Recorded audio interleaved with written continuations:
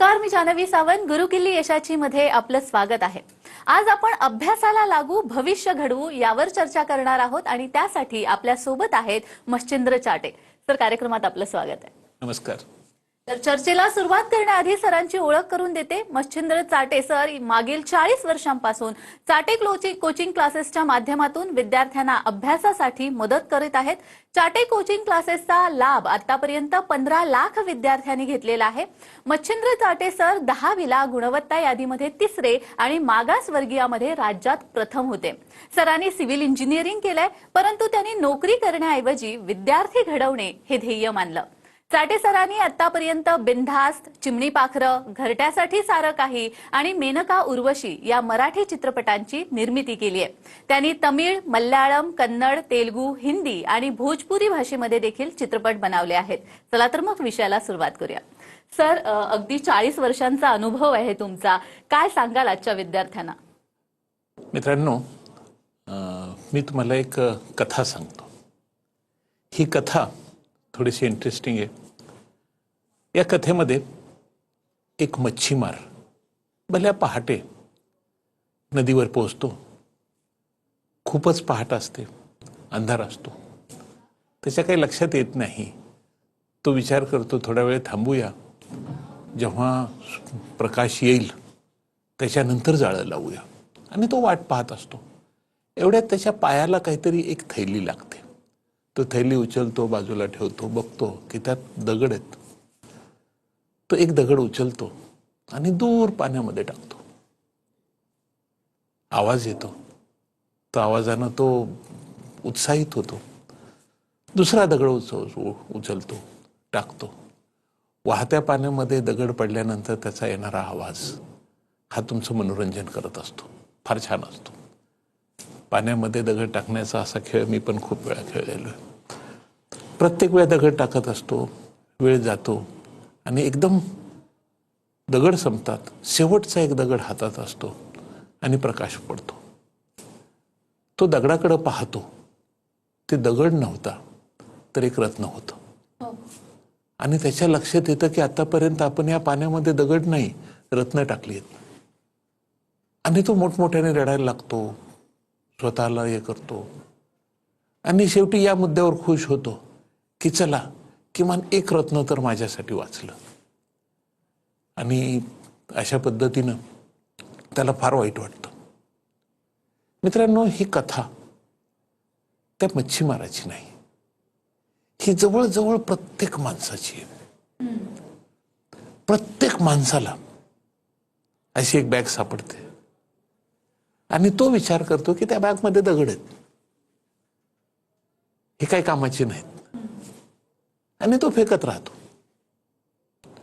तुमचा प्रत्येक दिवस, दररोज तुम्हाला एक दिवस मिळतो, 24 तास. ह्या दिवसांचं तुम्ही सोनं करू शकला असता, जीवनामध्ये फार मोठा त्याचा वापर करू शकला असता, पण तुम्हाला ते महत्वाचे वाटत नाहीत आणि तुम्ही एक एक दिवस वाया घालवता. आणि जेव्हा वेळ निघून जाते तेव्हा विचार करता की अरे, माझं हे राहून गेलं, माझं ते राहून गेलं, माझं असं झालं, माझं तसं झालं. मित्रांनो, प्रत्येकाला त्याच्या आयुष्यामध्ये जे काही मिळालेलं त्या गोष्टींचा व्यवस्थित योग्य वापर करता यायला पाहिजे. अगदीच, म्हणजे वेळेचा सदुपयोग हा विद्यार्थ्यांनी केला पाहिजे असं तुम्ही म्हणताय. आणखी त्यावरून मला एक आठवतं, ते म्हणजे आता आपण बघतोय विद्यार्थी खूप हुशार आहेत, अभ्यासात अव्वल मार्क्स आणतात, पण जी कन्सिस्टन्सी अभ्यासाला लागते ती त्यांच्याकडे नसते. म्हणजे आपण असं म्हणतो ना की करत करत अभ्यास के जडमती होत सुजान, रसरी अवस्थ जात ते सिल्पर करत निषाद, असं कबीर म्हणालेत. तर मुलं कन्सिस्टन्सी ठेवताना दिसत नाही, कोणत्याही अभ्यासाचं रिव्हिजन करताना आपल्याला दिसत नाही, परीक्षेच्या आदल्या दिवशी अभ्यास असतो. तर त्या विद्यार्थ्यांना काय सांगा? मित्रांनो, मी 4 गोष्टी सांगत आलेलो आहे की जीवनात यश मिळवायचं असेल तर योग्य मार्गदर्शन, सातत्य, नियोजन आणि कठोर परिश्रम. ह्या 4ही गोष्टी फार महत्त्वाच्या आहेत. आणि ह्या 4ही गोष्टींसाठी विद्यार्थ्यांकडून आम्ही त्यांच्या पाठीशी राहतो आणि ह्या 4ही गोष्टी करून घेतो. की सातत्य पण महत्त्वाचं आहे. जसं तुम्ही यांचं कबीराचं उदाहरण दिलं तसं आर्य चाणक्यांनी पण सांगितलेलं आहे की जर बुद्धीचा वापर केला नाही म्हणजे तर तुमची विद्या हे सुद्धा विष बनतं. तसं अभ्यास हे सातत्य प्रत्येक विद्यार्थ्यासाठी फार महत्वाचं आहे. आणि जे तुम्हाला मिळालेलं आहे, यशस्वी मुलांना आठवड्याला 10 दिवस मिळतात आणि तुम्हाला 7 दिवस मिळाले असं नाही. त्यालाही 7 दिवस आहेत, तुम्हालाही 7 दिवस आहेत. त्यालाही तोच वेळ आहे, तुम्हालाही तोच वेळ आहे. जो विद्यार्थी वेळेचा योग्य सदुपयोग करतो त्याला जास्त मार्क मिळतात. आणि म्हणून मी कोचिंग क्लासेसमध्ये एक नवीन संकल्पना आणली की अनेक विद्यार्थी घरी येऊन शाळेत जातात, घरी येऊन क्लासला जातात, मग पुन्हा त्यांचा ह्या त्रिकोणामध्ये प्रवास, घर कॉलेज क्लास, घर कॉलेज क्लास, ह्या त्रिकोणामध्ये प्रवासामध्ये खूप वेळ वाया जातो. आणि हा वेळ वाया जाऊ नये म्हणून आम्ही आमचे चाटे रेसिडेन्शियल कॅम्पस तयार केले, निवासी शिक्षण संस्था तयार केल्या. सध्या पुण्यामध्ये अशी एक निवासी शिक्षण संस्था आहे, औरंगाबादमध्ये निवासी शिक्षण संस्था आहे. या ठिकाणी तुम्हाला नंबर पाहता येतील या शिक्षण संस्थांचे, आणि तुम्ही त्यांना कॉल करू शकता की या शिक्षण संस्थांमध्ये विद्यार्थी म्हणजे कॉलेज तेच, क्लास पण तोच, पण दररोज प्रत्येक विद्यार्थ्याकडून 9 तास अभ्यास करून घ्यायचाच अशी तिथली सिस्टीम. प्रत्येक विद्यार्थ्याकडून. माझ्या ज्या काही शिक्षण संस्था आहेत, रेसिडेन्शियल कॅम्पस आहेत, त्या रेसिडेन्शियल कॅम्पसमध्ये येणाऱ्या प्रत्येक विद्यार्थ्यांकडून दररोज 9 तास अभ्यास करून घेतला जातो. 6 तास शिकवलं जातं आणि 3 ते 4 तास त्याला अभ्यास करायला लावला जातो. स्वाध्याय म्हणतात त्याला. आणि मी ज्या शाळेत शिकत होतो त्या शाळेत ही स्वाध्याय ही संकल्पना होती. आणि तीच संकल्पना मी चाटे क्लासेसमध्ये म्हणजे रेसिडेन्शियल कॅम्पसमध्ये येणाऱ्या हजारो विद्यार्थ्यांसाठी वापरतो की प्रवासाचा वेळ अभ्यासासाठी वापरा. दररोज मैदानावर जा, व्यायाम करा, खेळा, पण तुमचं भोजन हे वेळेवर व्हायला पाहिजे. सकाळचा नाश्ता, दुपारचं जेवण, संध्याकाळचं जेवण, ह्या गोष्टी वेळेवर झाल्या पाहिजेत. वेळेवर तुम्ही भोजन घेतलं पाहिजे, म्हणजे मग तुमच्या शरीराला त्रास होत नाही. तर ह्या सगळ्या गोष्टी रेसिडेन्शियल कॅम्पसमध्ये फार व्यवस्थित पाहता येतात आणि प्रत्येक विद्यार्थ्याच्या अभ्यासामध्ये लक्षणीय सुधारणा घडवून आणता येते. आणि हे चाटे रेसिडेन्शियल कॅम्पसमध्ये आम्ही सातत्यानं करत आलेलो आहोत. अगदीच, म्हणजे 24/7 आपण म्हणू शकतो विद्यार्थी अभ्यासामध्येच असतो आणि त्यामुळे त्याचे रिझल्ट्सही खूप छान मिळतात. पण सर, आजकाल आपण बघतोय बरीच विद्यार्थी हे आहेत ते मोबाईलच्या मागे लागलेले आहेत, गॅजेट्सच्या मागे लागले आहेत. त्यामुळे कुठेतरी अभ्यासाकडे दुर्लक्ष होत जातोय. तर अशा विद्यार्थ्यांना काय सांगा? एक, मित्रांनो, तुम्हाला आयुष्यात काय हवंय? तुम्हाला जर आयुष्यात जे मिळालंय त्यात समाधान मानायचं असेल तर मग तुम्हाला काहीच मिळणार नाही. तुम्हाला जर काही कमवायचं असेल, मिळवायचं असेल, तर तुम्हाला काही गोष्टींचा त्याग करावाच लागेल. आणि हा त्याग हा आम्ही विद्यार्थ्यांना शिकवतो की मोबाईलपासून दूर राहा. मोबाईलचा कमीत कमी वापर, गरजेपुरताच वापर, पण मोबाईलपासून दूर राहा. फार दूर राहू शकत नाहीत, मान्य आहे, थोडाफार वापर करा. आमच्या रेसिडेन्शियल कॅम्पसमध्ये विद्यार्थी मोबाईल वापरतच नाही. पण याचा अर्थ कॉम्प्युटर वापरत नाही का, इंटरनेट वापरत नाही का? वापरू शकतो, पण त्याची वेळ ठरलेली आहे आणि त्या वेळेपुरतच वापरू शकतो.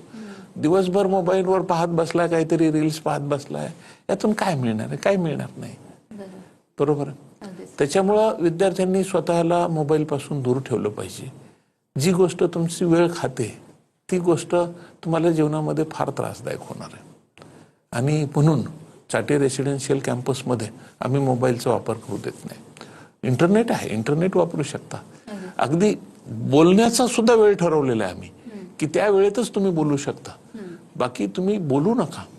कारण बोलून बऱ्याच वेळा आपण आपली शक्ती गमावत असतो, शक्ती घालवत असतो, आणि ज्याच्याशी बोलतो त्याची पण शक्ती घालवतो. तुम्ही माझ्या कॅम्पसमध्ये पाहाल की माझ्या कॅम्पसमध्ये जेव्हा विद्यार्थी चालतात, म्हणजे उदाहरणार्थ क्लासरूम मधून भोजनासाठी निघालेले आहेत, तर हे विद्यार्थी एकमेकांशी बोलत नाहीत. तुम्ही माझ्या कॅम्पसमध्ये येऊन पहा, विद्यार्थी जेव्हा जेवण करत असतात तेव्हा ते एकमेकांशी बोलत नाहीत. प्रत्येक जण आपापल्या विचारात असतो, प्रत्येक जण आपापल्या काय करायचंय याच्यात असतो आणि त्याचा त्याला फायदा होतो. हां, बोलण्यासाठी तुम्हाला जर काही दिवसातले 2 तास ठरलेले आहेत त्यावेळेस तुम्ही बोलू शकता, गप्पा मारू शकता, दिल खोल के बोला त्यावेळेस. आम्ही त्यावेळेस अडवत नाही. पण जेव्हा तुम्ही अभ्यास करताय, क्लासरूममध्ये बसलेले आहात आणि बोलताय, ही एक शिस्त ही गरजेची आहे.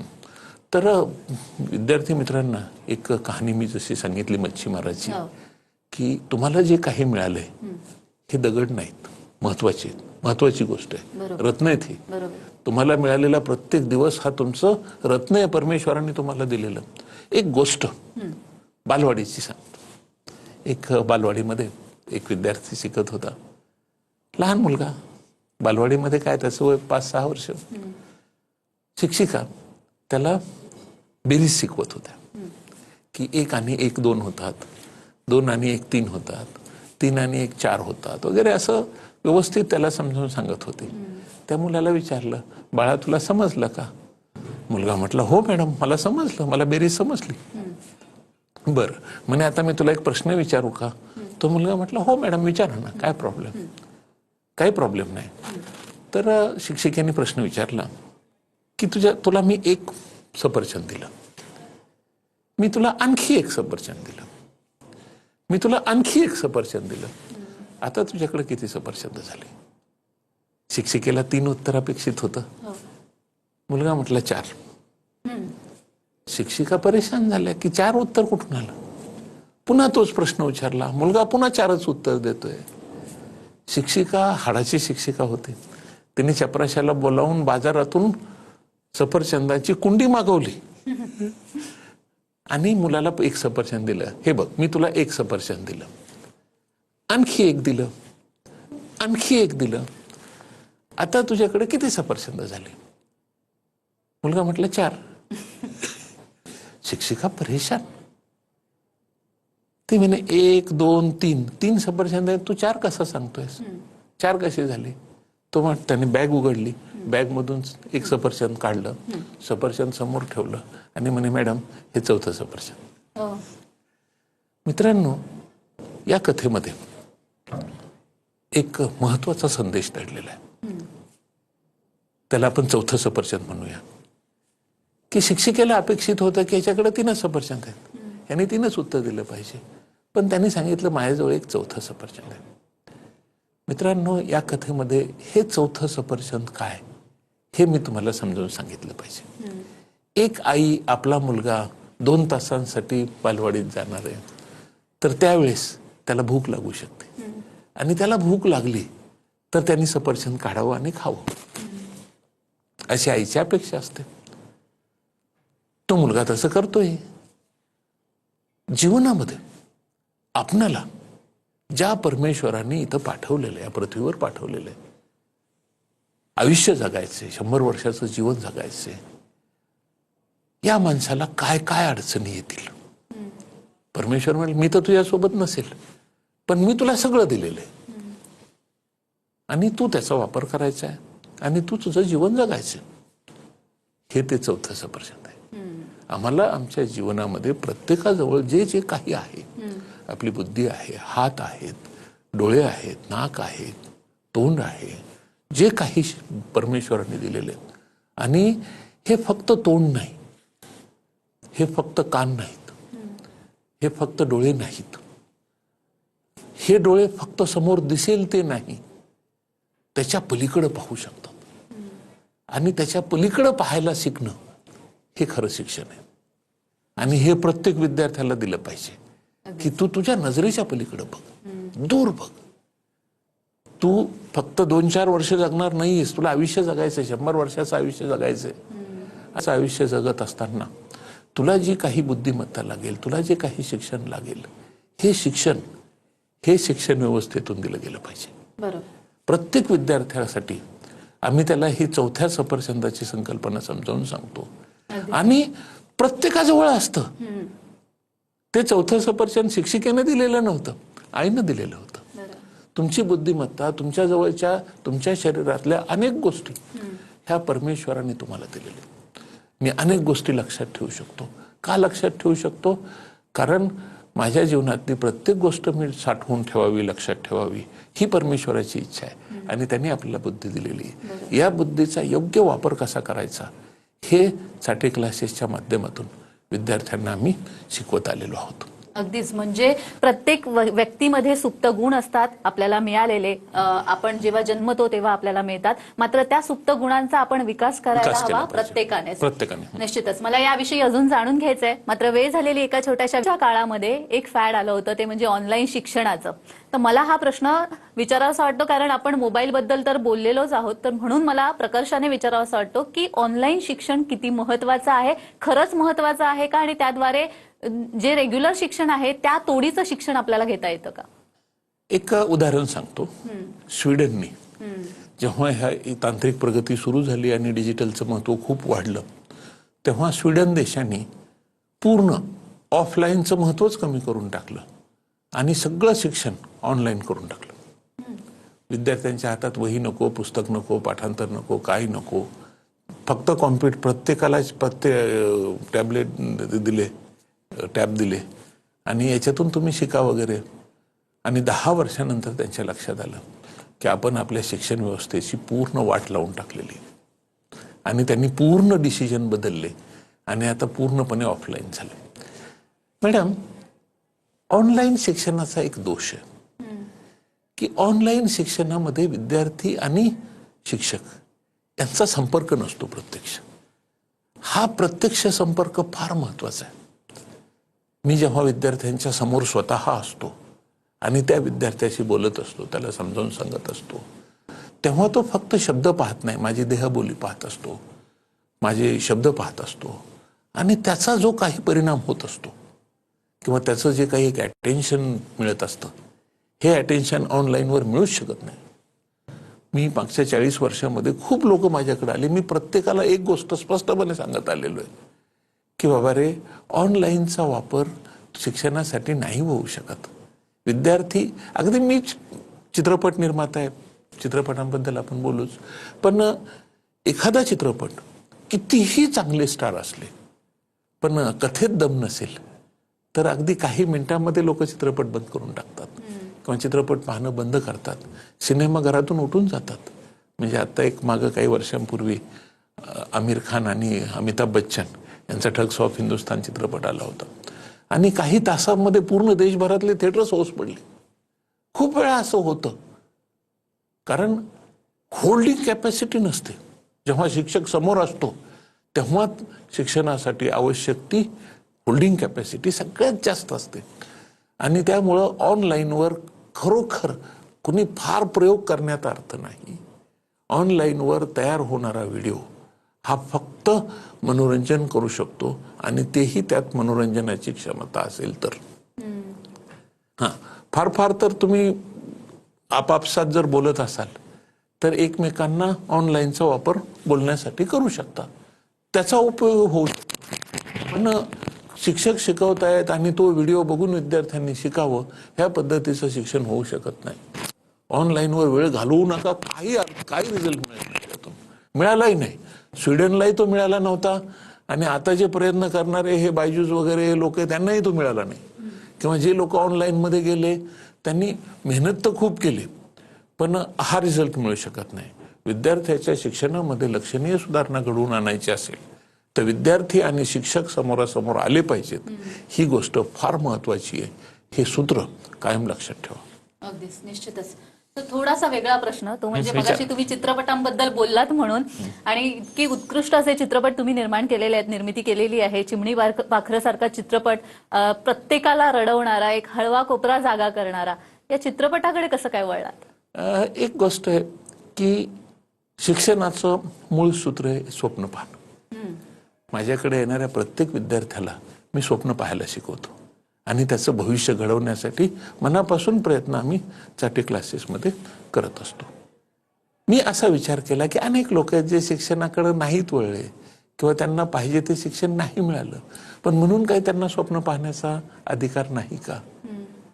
सिनेमा हे स्वप्न पाहायला शिकवणारं क्षेत्र आहे आणि त्यामुळं प्रत्येक माणसाने आयुष्यात चित्रपट पाहायलाच पाहिजे. जी माणसं असं म्हणतात आम्ही चित्रपट पाहत नाही, तो माणूस मागासलेला आहे असं लक्षात ठेव. हे अतिशय जाणीवपूर्वक मी एक वाक्य करतो की जो माणूस म्हणतो मी चित्रपट पाहत नाही, प्रचंड मागासलेला माणूस आहे, बौद्धिकदृष्ट्या मागासलेला माणूस आहे. चित्रपट पहा आणि त्या चित्रपटामधून ती जी कॅरेक्टर्स तुला काहीतरी सांगतायत, शिकवतायत, शिकण्याचा प्रयत्न कर. याच्या पलीकडं आणि माझं एक स्वतःचं मत आहे की जी लोक इतरांसाठी जगतात, इतरांचं मनोरंजन करतात, परमेश्वर तिथंच रमलेला असतो. खरंय. आणि आम्ही असं मानतो की आम्ही चित्रपट बनवतोय, पण आम्ही बनवतोय वगैरे काही खरं नाही हो. हा चित्रपट परमेश्वरच आमच्याकडून बनवून घेत असतो. आणि जेव्हा लोकांसमोर येतो तेव्हा जसं तुम्ही चिमणी पाखरचं सांगितलं की हा चित्रपट पाहिल्यानंतर अनेक लोक भावनिक झाली. अनेक लोकांच्या आयुष्यामध्ये खूप मोठा फरक पडला. एक मुस्लिम महिला मला भेटली काही वर्षांपूर्वी आणि तिने सांगितलं मी तुमचा चित्रपट पाहिला आणि आयुष्यात ठरवलं की जी लहान मुलं आहेत, गरीब माणसं आहेत, ज्या अडचणीतली माणसं आहेत, त्यांना मदत करण्यासाठी मी माझं आयुष्य वापरलं पाहिजे. आणि त्यांनी पूर्ण त्यांच्या आयुष्यात अनेक लोकांना प्रचंड मदत केली. आणि त्यांनी मला सांगितलं की हे मी तुमचं चिमणी पाखरं चित्रपट पाहून शिकले. तर मला लोकांना स्वप्न पाहायला शिकवणं, जीवनामध्ये बदल करायला शिकवणं मी करू शकतो. चित्रपटामध्ये मनुष्य चित्रपटातल्या कॅरेक्टरच्या जवळ जाण्याचा प्रयत्न करत असतो. आणि ह्या जवळीकीमुळं त्याच्यामध्ये काहीतरी सुधारणा घडून येत असते. आज देशामध्ये ज्या काही बदल झालेले आहेत भारतामध्ये, याच्यामध्ये भारतातल्या अनेक अभिनेत्यांचा फार मोठा प्रभाव आहे.